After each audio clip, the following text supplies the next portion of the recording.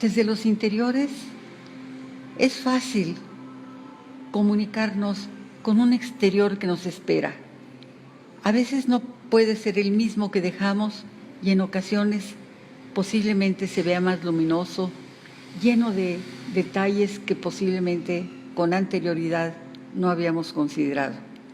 Porque al interior de un espacio que se vuelve un poco claustro conventual, volteamos a ver los muros y encontramos los mismos estímulos visuales.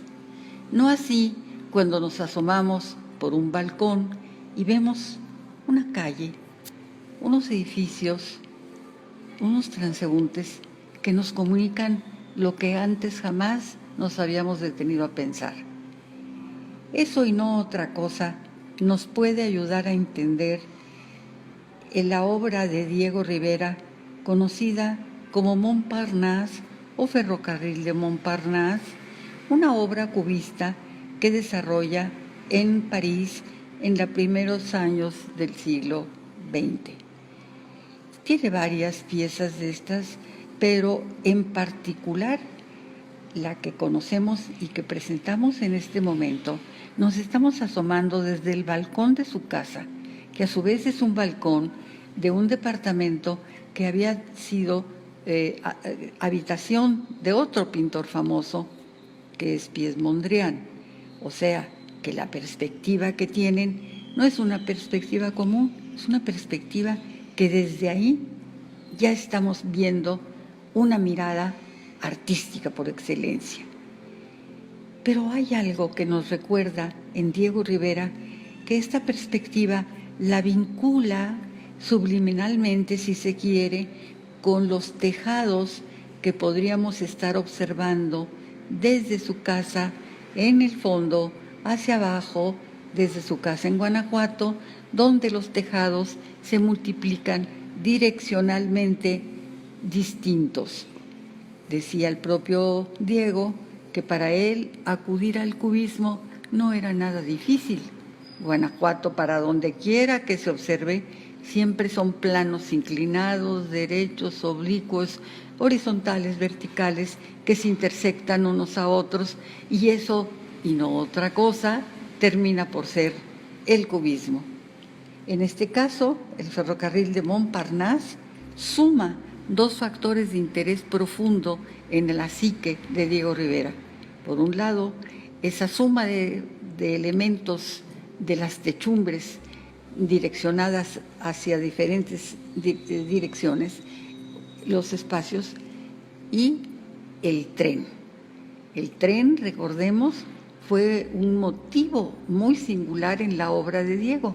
Todavía se conserva un dibujito que hizo de una locomotora a la escasa edad de 4 años y consecuentemente el tren le era siempre atractivo.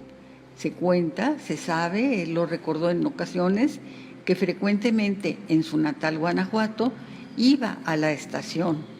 Alguna época iba a la estación para esperar cuándo iba a llegar su hermanita y algún día, alguna vez, el jefe de la oficina le preguntaba: ¿por qué vienes todos los días aquí a esperar? Es que quiero esperar que llegue mi hermanita. ¿Tu hermanita?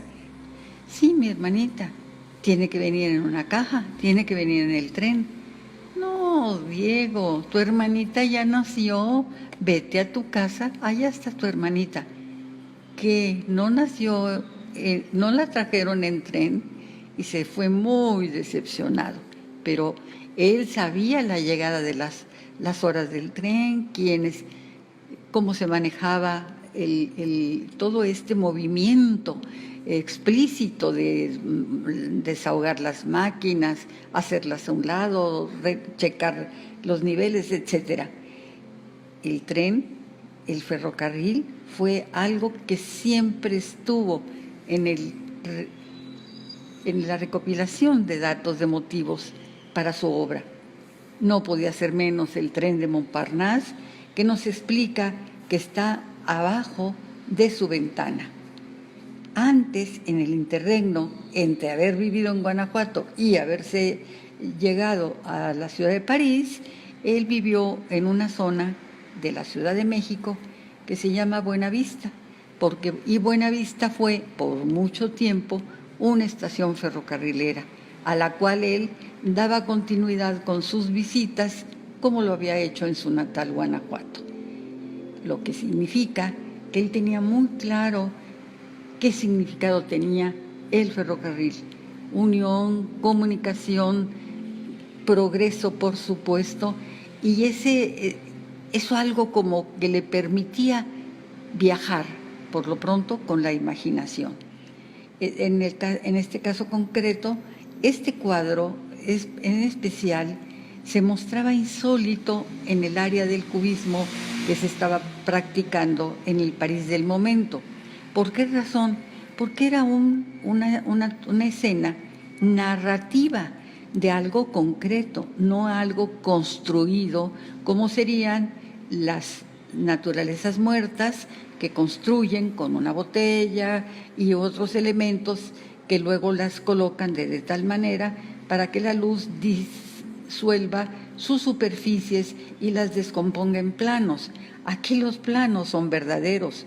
Aquí Diego no está haciendo cubismo intelectual, él está reproduciendo las techumbres, los muros, los arcos, las chimeneas, la lontananza, como él lo ve, como él lo evoca de Guanajuato, y le sirve de paso para dar a conocer que el cubismo, como tal, en su manejo de planos, puede ser útil para una descripción de la realidad que todos podemos observar. Obra maestra de Diego Rivera, este ferrocarril de Montparnasse.